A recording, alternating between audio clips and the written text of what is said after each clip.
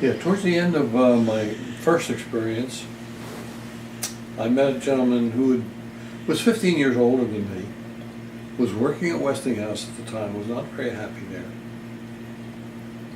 We hit it off pretty well. And he said, how would you like to give it a shot again? We'll find a better location on Main Street, and I think we can make a success out of it. So this was after 5 years at the little Gateway Shopping Center. At the time, I was planning on going in the Marine Corps, becoming a man. At any rate, you were going bankrupt in the store and going in the Marine Corps. Yeah, exactly. Life does take its turns, doesn't it? It does, absolutely. So at any rate, we agreed to get together. So we pooled our money, which wasn't very much. I think between the two of us, we might have put together $3,000. So at any rate, we found a place on Main Street. They were refitting this one store internally and externally, and it was quite successful. But eventually we had the parting of the ways. We were together for 10 years. We had opened another store approximately a year before that. We had an agreement that you couldn't hire family on either side because it would be a conflict of interest, we felt. And then one day he called me and he said, I've just hired my nephew who needs a job very badly, and I just wanted to let you know. I said we had an agreement that wouldn't happen, and that was the, you might say, the straw that broke the camel's back. And I decided at that point, I said, look, it's time we separated because it just isn't working. Now if I'm calculating right, this is about 1970 rough. 10 That's years right. from when you moved into That's right. town of Metuchen. Yeah, that's right. Metuchen, you have to describe Metuchen just briefly. What kind of a business center was Metuchen? Because our viewers don't know what Metuchen is. Yeah, Metuchen was quite successful at the time. Unlike some main streets that really went downhill, had a lot of empty buildings and so forth. But as an example, there were 3 hardware stores in town. There were 3 drugstores. I think there were 3 shoe stores. Only 1 pet shop. Tropical pet land. Yeah. And generally speaking, it was a pretty successful retail operation overall in town. And the fact that there were, multiple types of the same type of business was, I thought, kind of strange, but it seemed to work out. They were all successful at the time. Now Metuchen is known, its nomenclature is the Brainy Borough.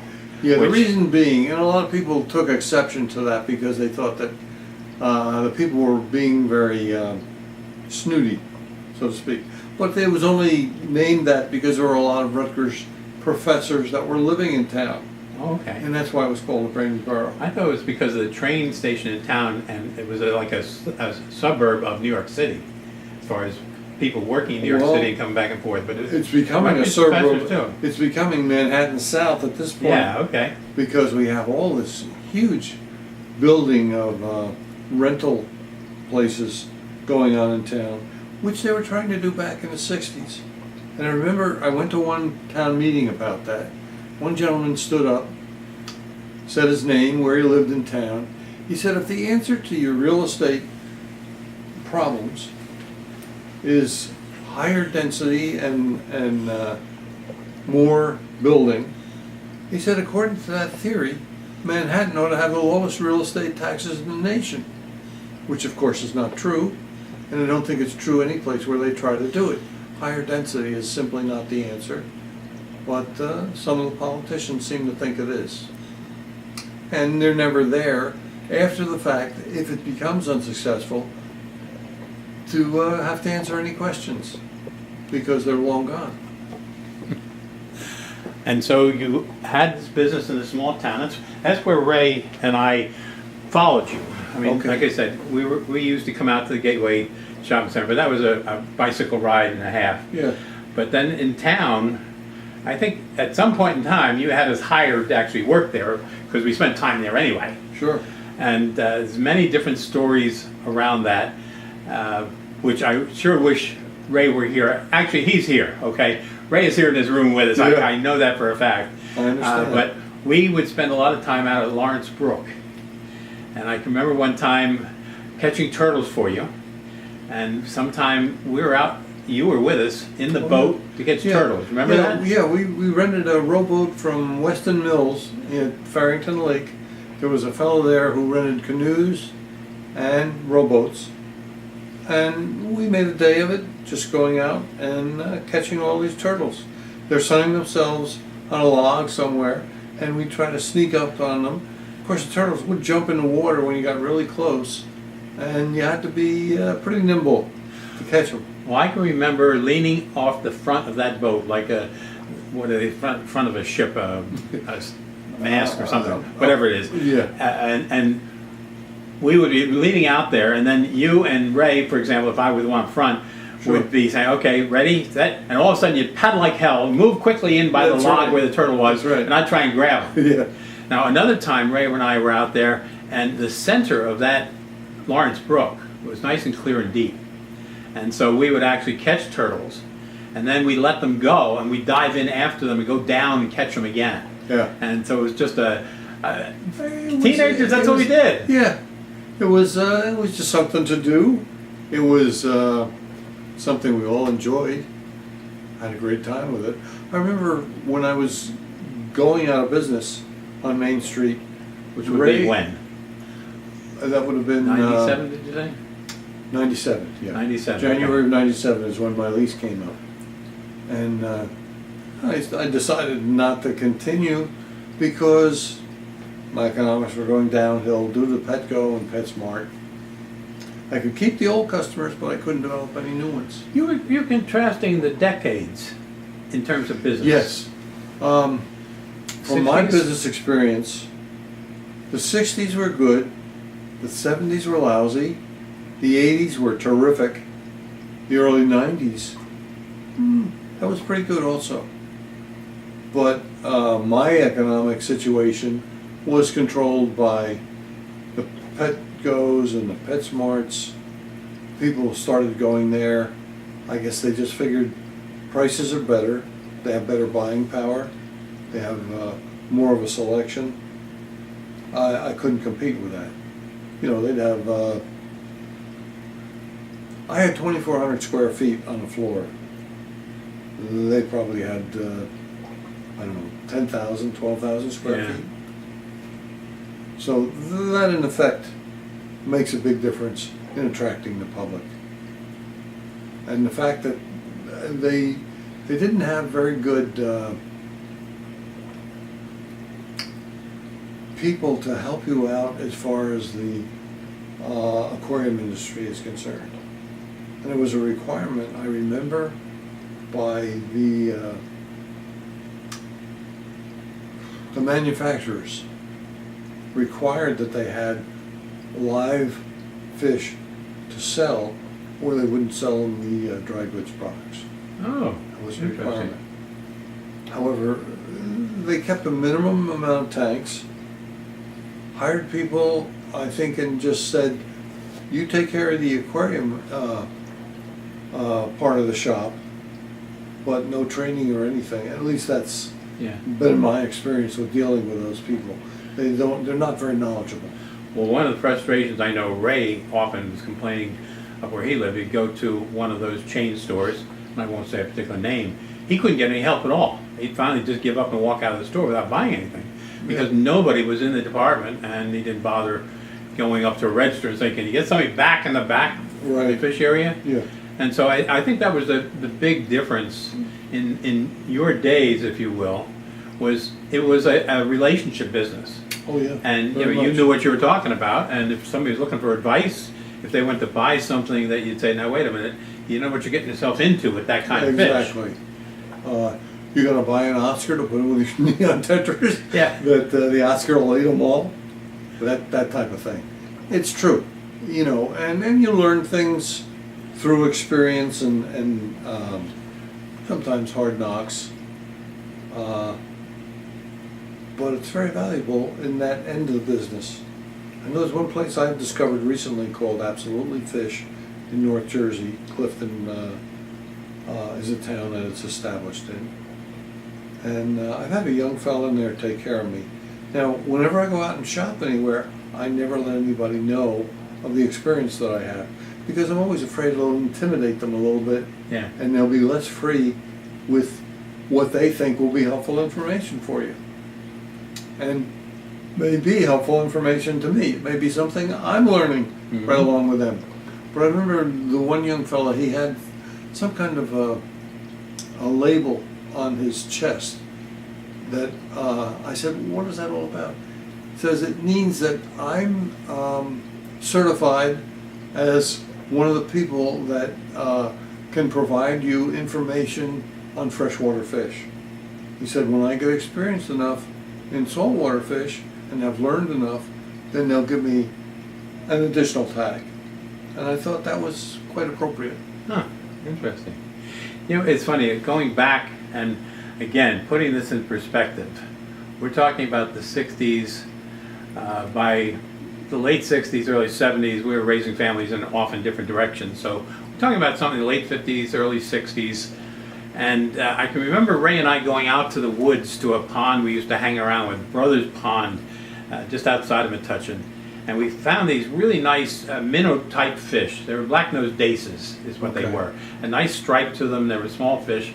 We caught a bunch of them, and I remember we took them down to your shop, and we sold you on buying them. Yeah, that's right. Of course, we didn't get any cash for them. We'd buy it out in fish. Yeah, exactly. The fish.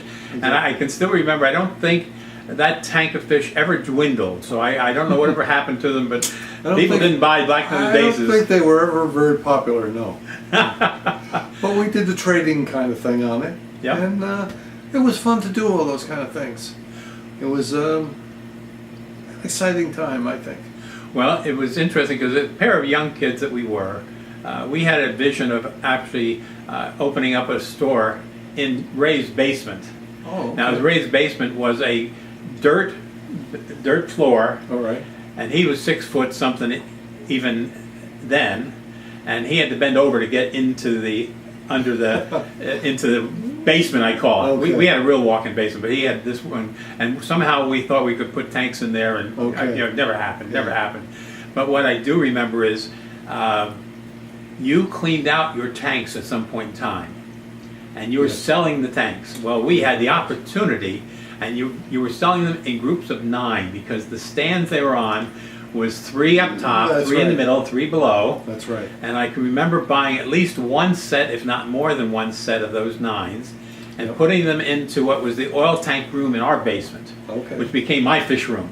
Okay, and so there were times like that where we actually had 9 fish tanks or more that we shared as a hobby. I don't know if you remember, but we used to go to Farrington Lake a lot, and I don't know, I think there were a couple of other smaller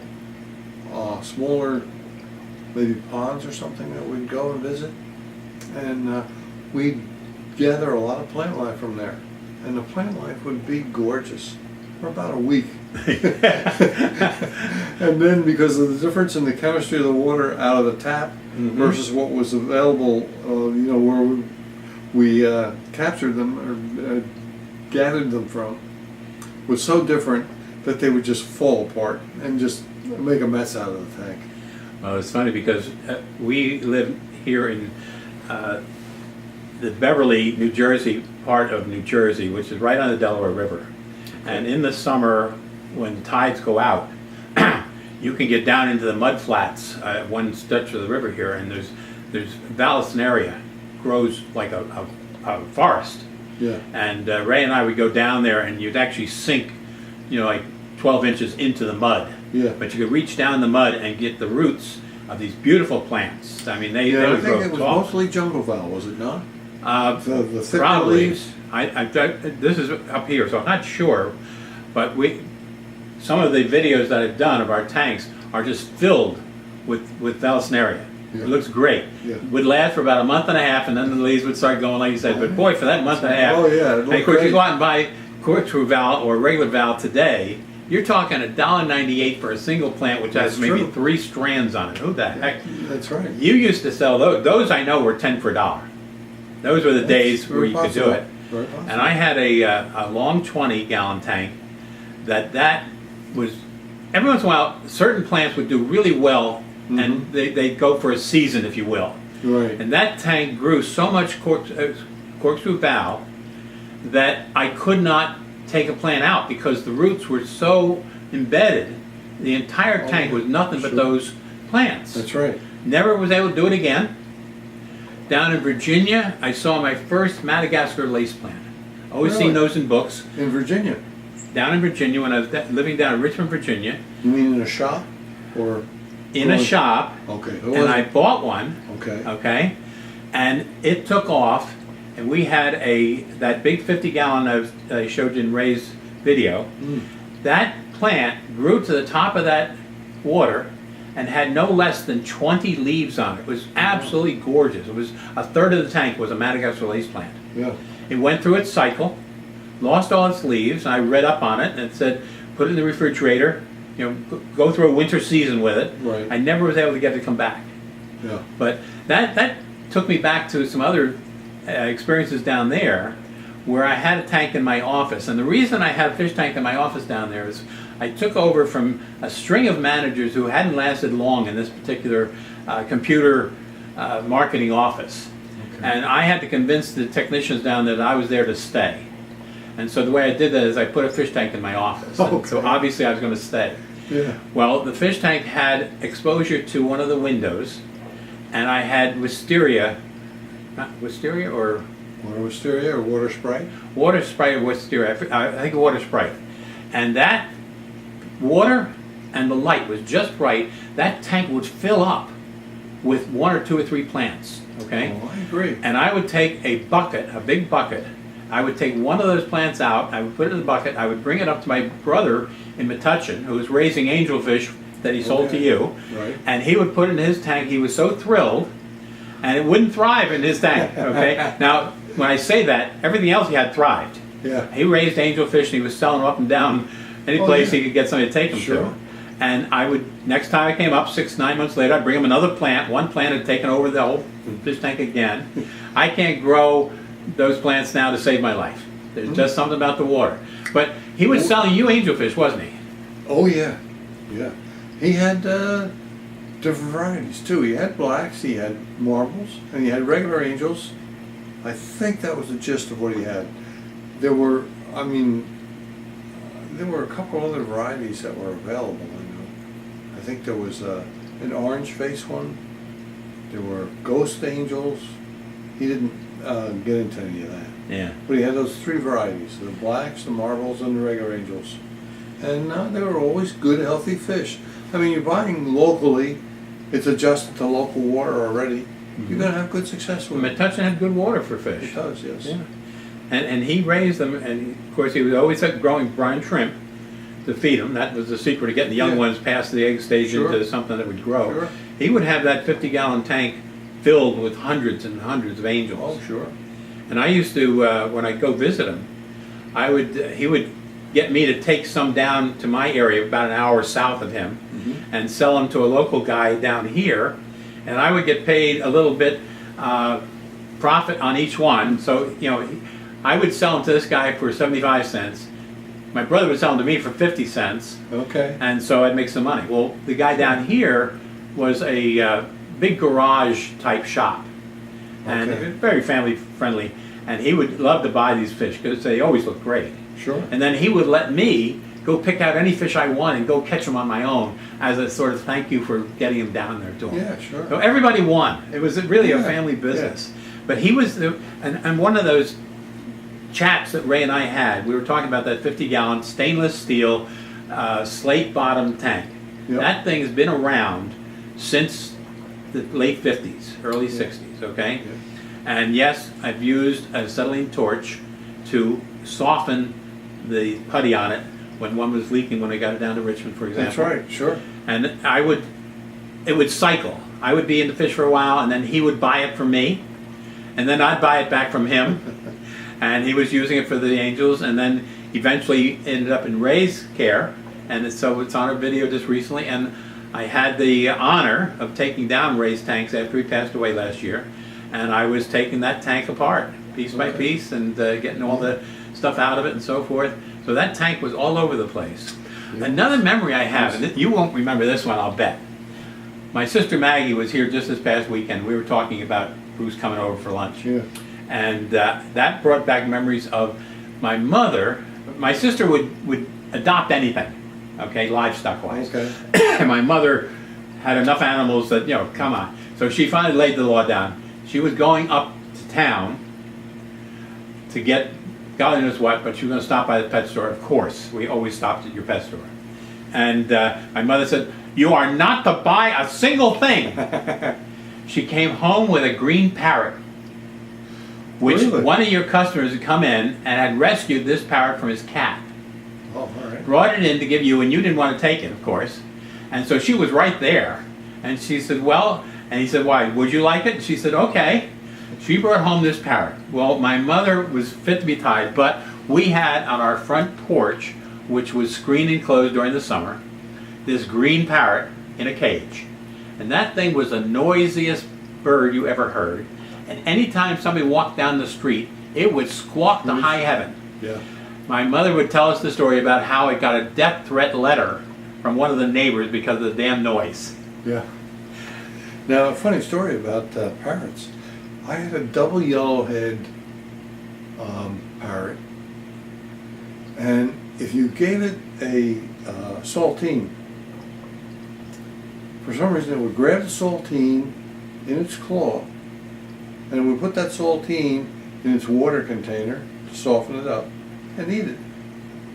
So we developed a routine that the customers thought we had trained the bird to do this. And we, you know, it would work out that we'd say, "Look, you want to put that in the water to soften it up to eat it," you know, and it would put it in his claw. And people, you know, it was routine we worked out Yep. to fool the public. Yep. And they thought we had it trained to do this, but it was something it was going to do all the time anyway, and it was really interesting. But you did have it talking some things, as I recall, because I can remember that parrot. I don't know if it's the same parrot or not. We had a macaw. Because Roy, your partner, Right. had a voice that really lined itself up with that parrot. He had a way of talking that parrot in its own language almost. Yeah. Well, we had a big macaw parrot, a red macaw, Maybe that's what it was. which I had for several years. Now, it couldn't speak, Okay. but let's see. I remember one of my employees at one time had it on the shoulder, was walking around the shop, which we'd often do with it, and it somehow got attracted to the glasses he was wearing, and it took and it snapped the glass, so the glass came out of the frame, Wow. and occasionally it would get a little bit too curious about your ears, and it might take a little bite. So